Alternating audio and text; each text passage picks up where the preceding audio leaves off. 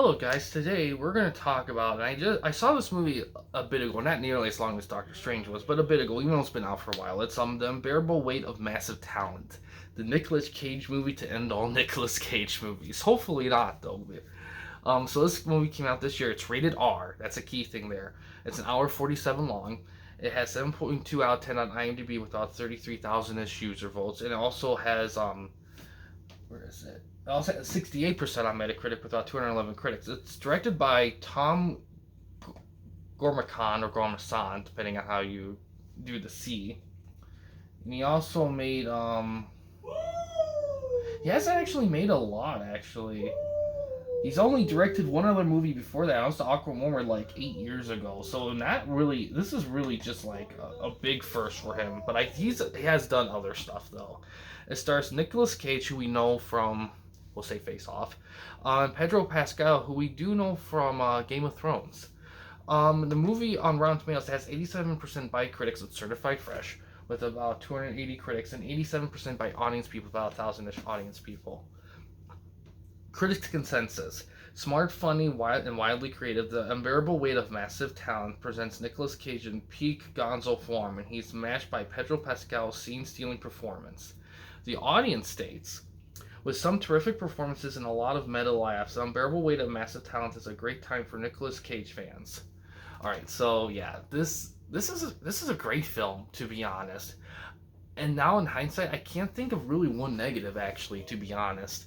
Um, I think a big thing too is this is again one of those movies that might have to watch again because I feel like there's a lot of meta stuff, especially towards the end of the film, that I think would actually get a bigger laugh once you kind of look back in hindsight because of the stuff. So basically, with this movie is Nicolas Cage kind of plays himself in kind of a semi-fictional world within stuff, and he's kind of down on his luck. So he accepts an offer by a super fan, Pedro Pascal, to come for his birthday, and he does it, and they end up becoming like bromates, like really best of friends.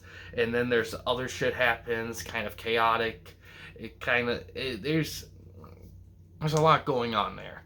I don't want to say too much about it because I feel like the movie is hilarious. It's weird. It's weird too.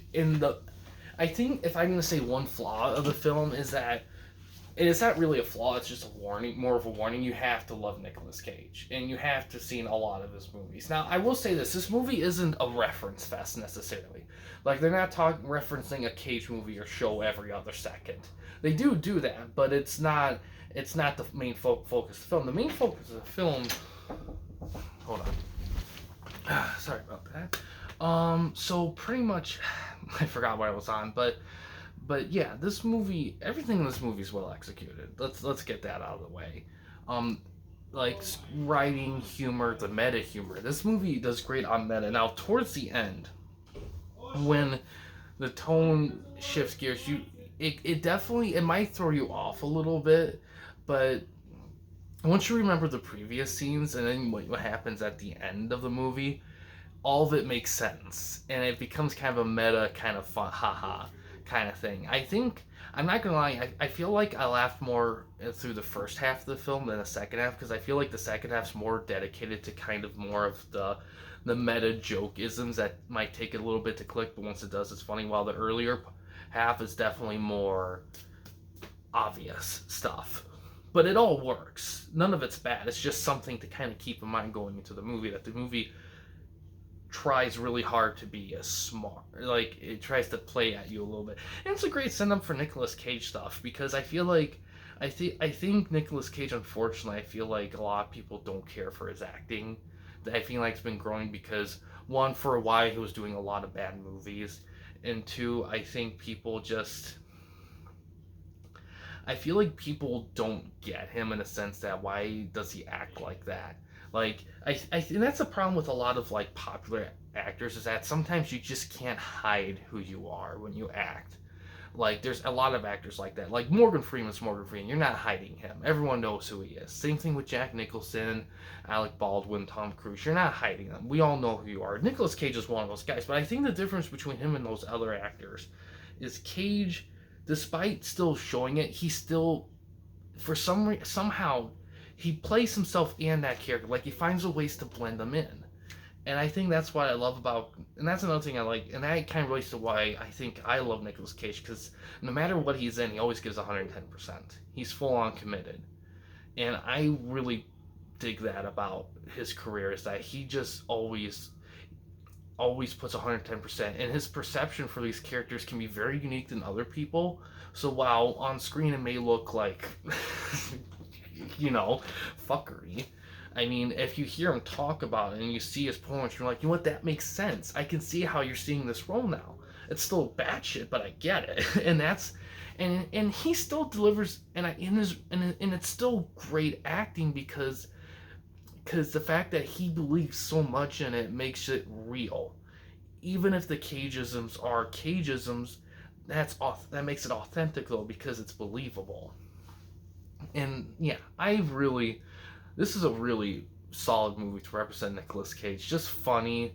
It's fresh and original. It doesn't really rely on too many like popular memes or reference fests or anything. It feels fresh and original while still being Cage at the same time. Really, really good, solid movie. I highly recommend it for sure. Um, but yeah, in terms of the next movies I'm gonna watch, well, um, probably the next Marvel movie. I forgot what it's gonna be, but probably that. I don't know about anything else. We'll just have to see. Um, and yeah, we'll just have to see. I know I've kind of been lax on this. I missed when I was able to stream this. I'd rather do that, but my laptop's still funny about it, so we'll just have to see.